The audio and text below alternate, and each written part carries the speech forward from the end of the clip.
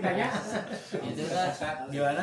dikaitkan riwayat Al-Quran tadi sama yang lagam-lagam tuh sama apa enggak gitu? Beda.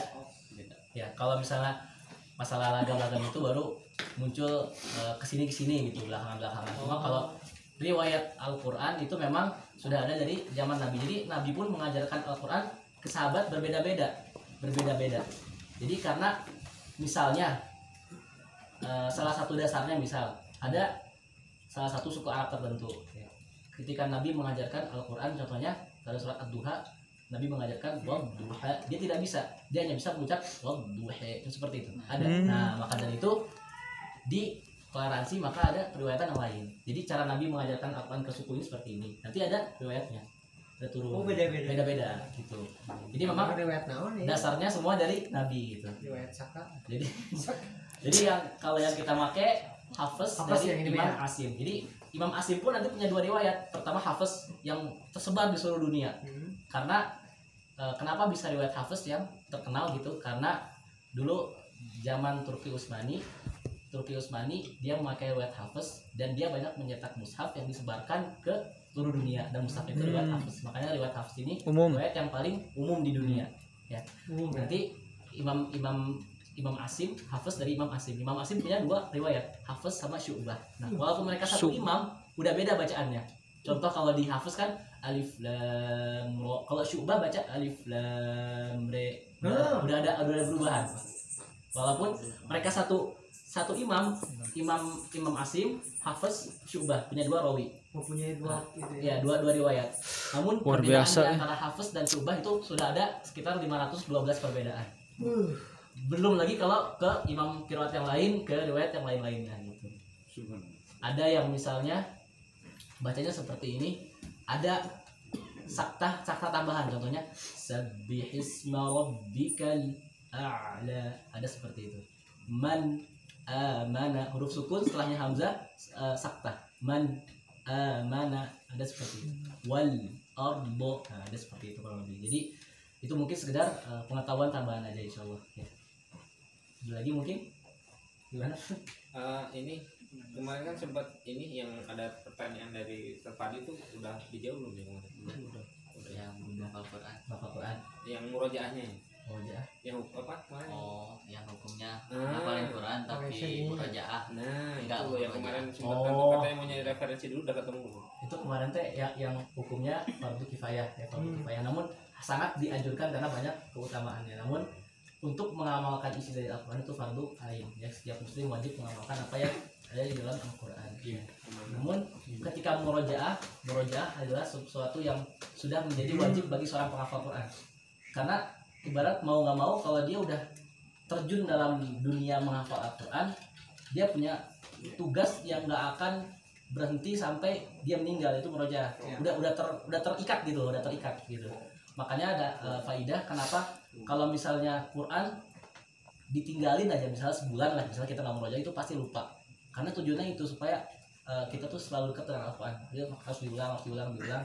Semungkin-mungkinnya orang, selancar-lancarnya hafalan orang, sebulan yang nggak murojaah dijamin pasti ada yang lupa. Nggak mungkin orang nggak murojaah lancar terus, nggak mungkin. Ya, jadi memang itu adalah salah satu faidah yang luar biasa agar kita selalu dekat dengan Al-Quran. Satu pertanyaan kalau saya kita guru, kita tidak sama bersanad. Nah, Ya. Saya mengajarkan Al-Quran ke orang lain. Iya. Mengajarkan ilmu tajwid juga. Iya. Apakah pengajar saya Iya. katakan, apakah saya itu berdosa karena tidak bersanad? Tidak. Yang penting diajarkan benar gitu. Udah itu doang gitu. Nggak mesti sanad itu ibaratnya cuma nilai plus gitu. Lebih terakui gitu karena jelas gurunya siapa gitu. Adapun kalau kita misalnya nggak punya sanad, tetap boleh ngajar, asalkan selama yang diajarkannya benar. Udah itu aja syaratnya gitu mungkin.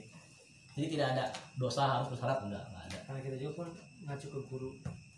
Iya betul. Jadi asalkan yang diajarkan sesuai dalilnya, ya ilmunya seperti apa gitu, itu nggak masalah. Siap. Nah, ada lagi mungkin? Ini nanya ya. Oh gimana?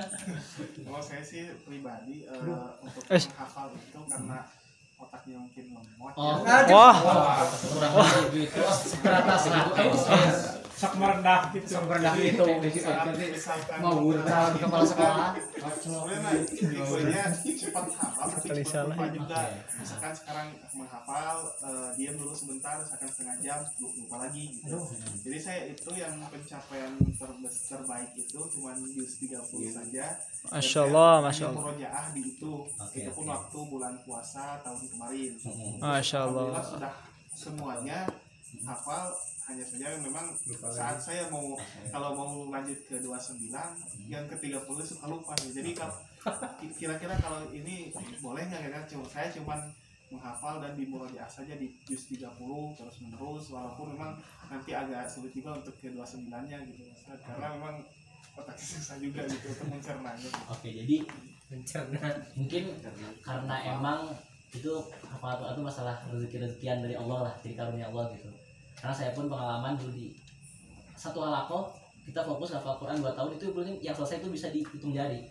Nggak semua selesai, dari 10 orang halakoh nggak semua selesai dalam 2 tahun itu. Jadi mungkin yang pertama terus berusaha untuk menghafal semaksimal mungkin, jadi semampunya dari kita gitu. Jadi sekiranya pasti kita pun lebih mengetahui lah standar diri kita seperti apa. Nah kita berusaha dengan standar diri kita tersebut. Jadi jangan sampai misalnya kita udah rasa nggak bisa, nggak usah gitu. Nah itu yang salah. Jadi bisa kita mengetahui porsi kita di mana, itu kita usahakan sesuai porsi kita. Nah mungkin kalau masalah itu baiknya mungkin mencoba sedikit pelan-pelan sambil tambah sambil murojaah, diseimbangin, tetap nambah tetap murojaah gitu.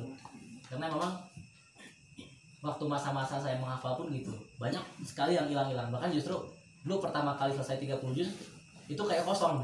Saya dulu pertama kali selesai 30 juz itu mungkin suruh baca juz 29 aja mungkin gak lancar gitu. Karena saking dulu fokusnya cuma nambah murojaahnya ditinggalin. Nah mungkin setelah itu baru mulai sadar gitu pentingnya murojaah, mulai lagi pelan-pelan untuk murojaah hafalan. Jadi baiknya balance. Jadi kalau kita murojaah terus juga kurang baik karena nggak nambah-nambah. Kalau nambah-nambah terus juga kurang baik. Kenapa? Nanti yang lainnya lupa. Gitu. Jadi balance. Punya waktu buat murojaah sekian, punya waktu buat nambah, berusaha untuk nambah hafalan sekian.